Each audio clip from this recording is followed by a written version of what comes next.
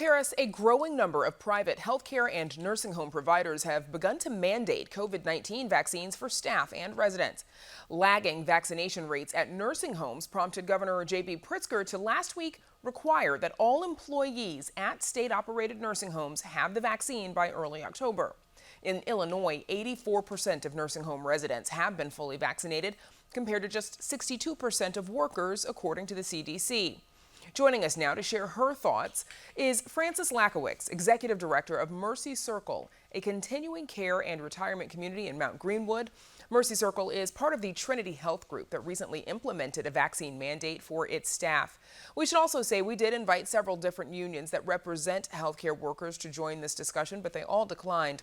Last week, in response to Governor Pritzker's announcement, AFSCME put out a statement saying it opposed, quote, rigid mandates.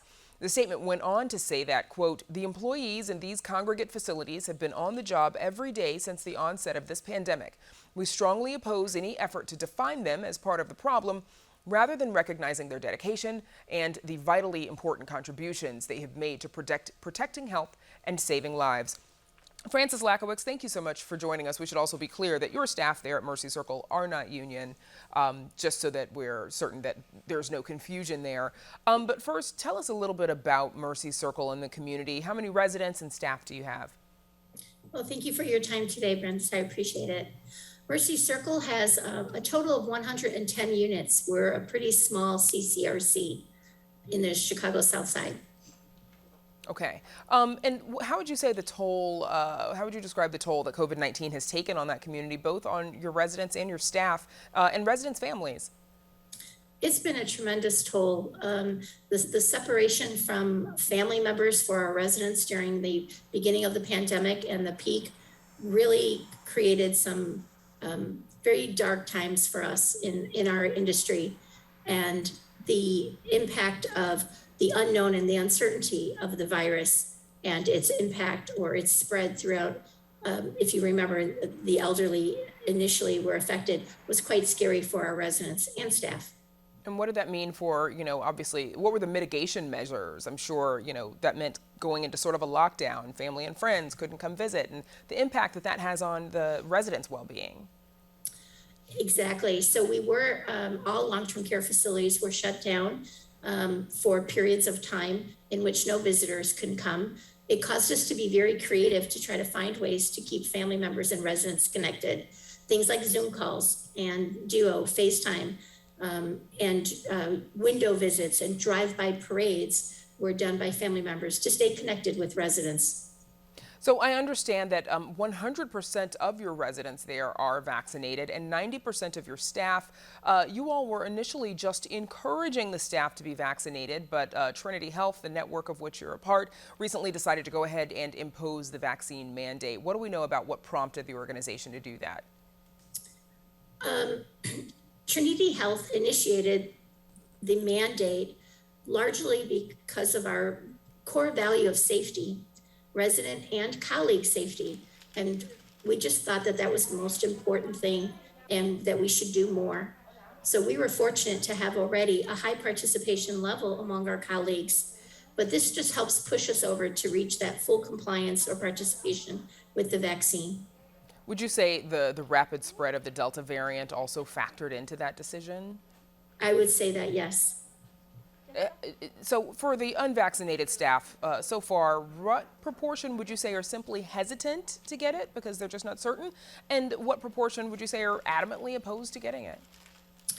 Well, at this time, we have about 7% of our staff that are still discerning doing the vaccine.